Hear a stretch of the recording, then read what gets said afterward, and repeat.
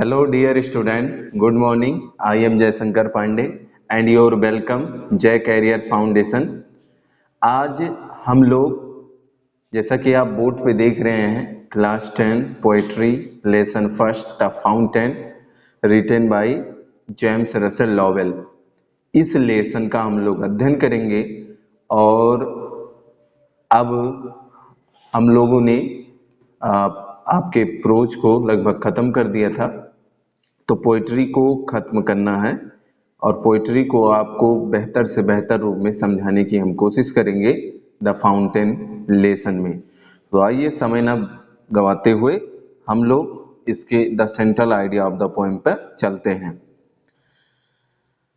The fountain is a very inspiring poem. Inspiring means प्रेरणादायक। ये कह रहे हैं फाउंटेन मीन्स फव्वारा। फव्वारा एक प्रेरणादायक कविता है।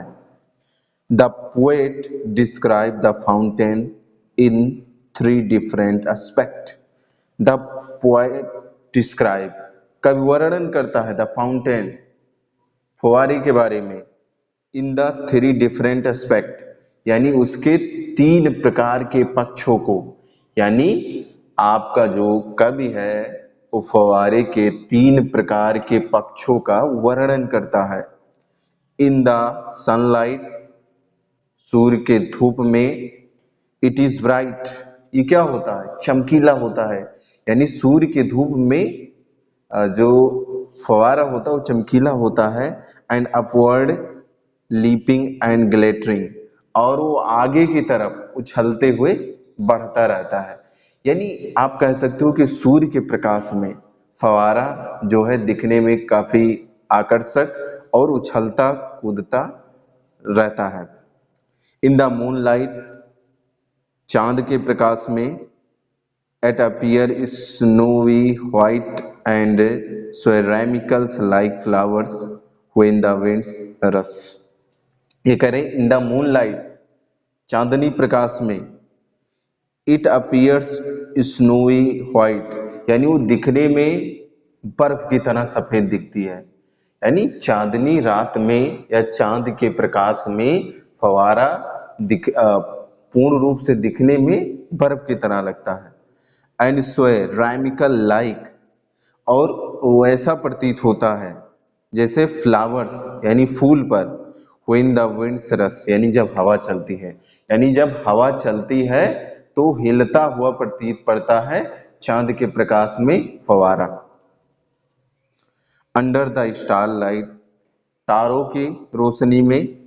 इट राइज, ये निकलता है। एंड फॉल्स लाइक स्प्रे, और ये फुवारे की तरह गिरता है, स्प्रे की तरह।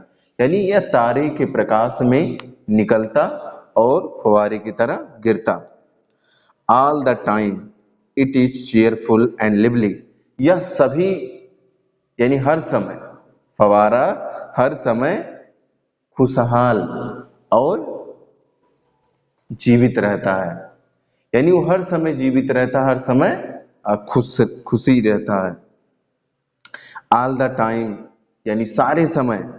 It seems to be inspiring higher and higher, यह सारे समय हमें ऊपर की ओर उठता हुआ प्रतीत पड़ता है।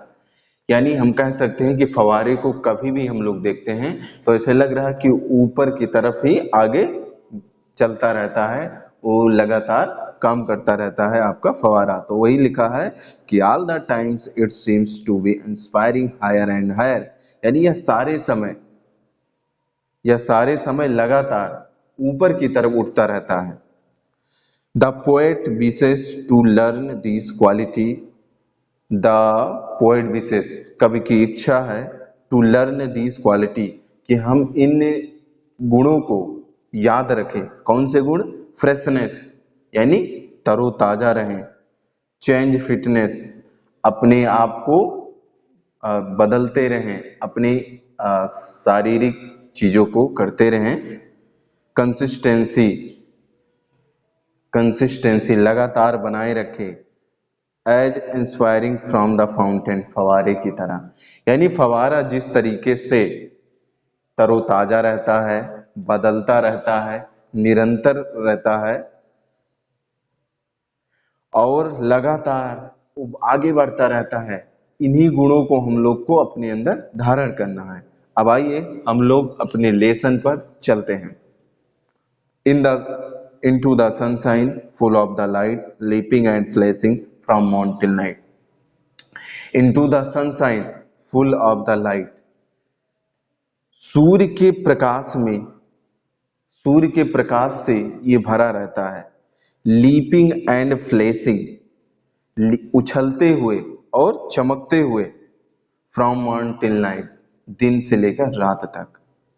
फ्रॉम मॉर्न टिल नाइट, दिन से लेकर रात तक, यानी सूर्य के प्रकाश में ये भरा रहता है, उछलते और कूदते चमकते हुए, यानी सूर्य के धूप में उछलते और कूदते हुए ये दिन और रात चलता रहता है।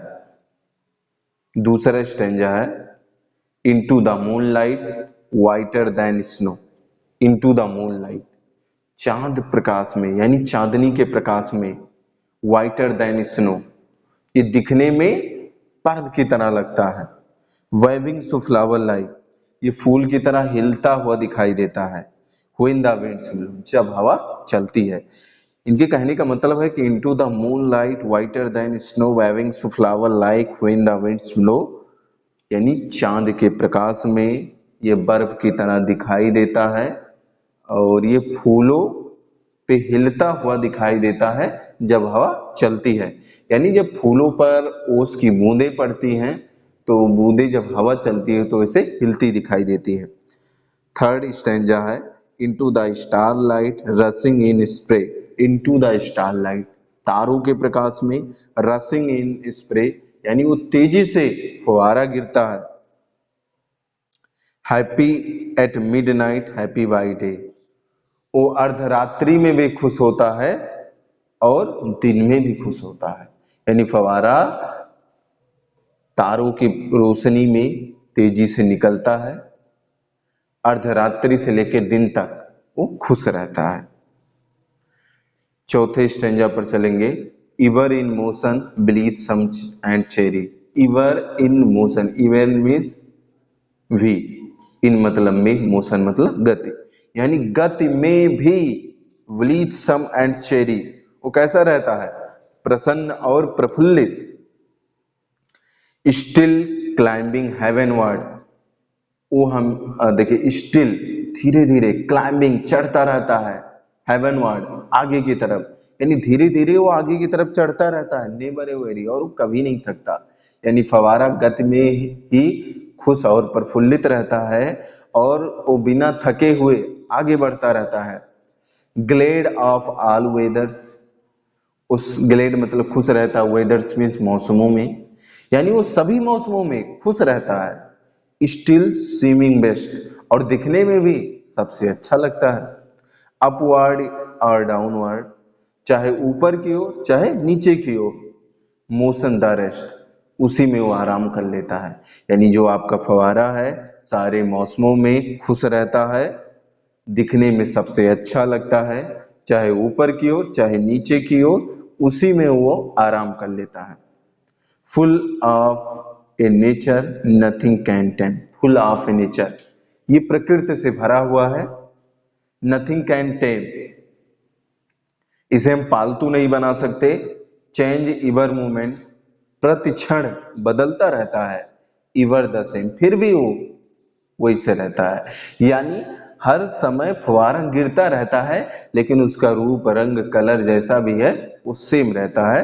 तो वही लिखा है full of A nature nothing can टेम, यानी ये प्रकृति से भरा है, इसे हम पालतू नहीं बना सकते। Change every moment इवर the same, ये प्रति क्षण बदलता रहता है फिर भी एक सा है। Ceaseless inspiring ceaseless content. Ceaseless inspiring, यानी ये लगातार आगे बढ़ता रहता है और ये लगातार मतलब उसका जो फवारा है उसका लगातार आगे बढ़ना ही एक प्रकार से क्या है? मौलिक गुण है, मौलिक तत्व है। तो उसी के बारे में इसमें लिखा है। तो इसमें लिखा है सीजलेस इंस्पायरिंग, यानी वो लगातार बढ़ता रहता है। सीजलेंस कांस्टेंट, लगातार वो स्थिर रहता है, यानी वो लगातार वो बढ़ता रहता है, लगातार ऊपर उठता रहता है, लगातार वो स्थिर रहता है उसी अवस्था में।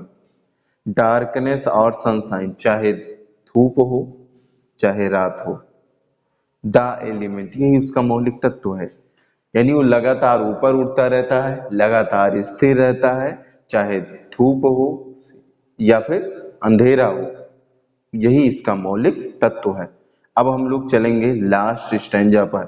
Glorious fountain, let my heart be fresh changeful constant upward like दी।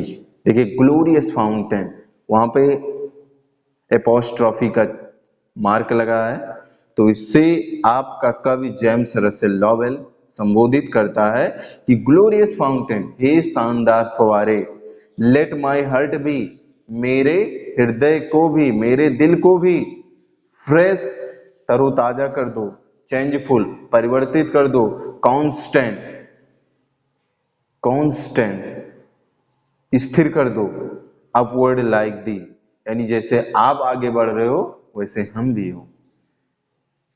तो वही लास्ट स्टेंजा में आपका कवि कहता है कि ग्लोरियस फाउंटेन, ये शानदार फवारे, लेट माई हार्ट बी, यानी आप मेरे हृदय को फ्रेश चेंजफुल कांस्टेंट, तरोताजा कर दो, परिवर्तनशील कर दो, स्थिर कर दो, अपवर्ड लाइक दी, जैसे आप आगे बढ़ रहे हो वैसे हम भी बढ़े।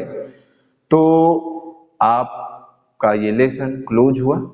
अब हम इसके बारे में थोड़ा सा आपको डिटेल में दे दे, थोड़ा सा जानकारी दे दे ब्रीफली।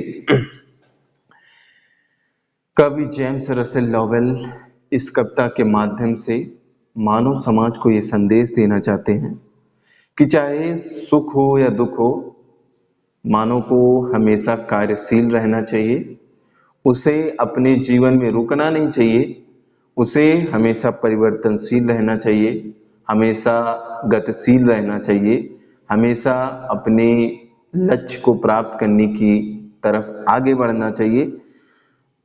चाहे दिन हो, रात हो, सुबह हो, शाम हो, मौसम से कोई मतलब नहीं है।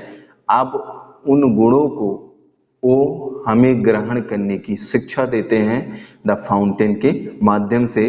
जैसे फवारा है, दिन में हो चाहे रात हो, चाहे चांदनी का प्रकाश हो चाहे धूप हो, वो एक सा रहता है, यानी फवारा गिरता रहता है, आगे बढ़ता रहता है, बदलता रहता है, तरोताजा रहता है, स्थिर रहता है।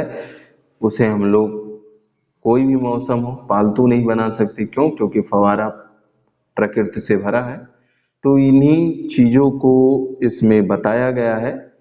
और सबसे आकर्षक चीज ये है कि फाउंटेन को कहीं और किसी भी मौसम में हम लोग देखेंगे तो दिखने में एकदम आकर्षक और काफी सुंदर लगता है, मनमोहक लगता है फवारा, एकदम स्नोवी यानी बर्फ की तरह। तो इस लेसन में बस इतना ही, मिलते हैं नेक्स्ट वीडियो में। And I request to this video like comment and share please, and every friends for sharing this video. Thank you for watching this video. And दूसरे वीडियो में अब हम लोग मिलेंगे, तब तक के लिए जय हिंद।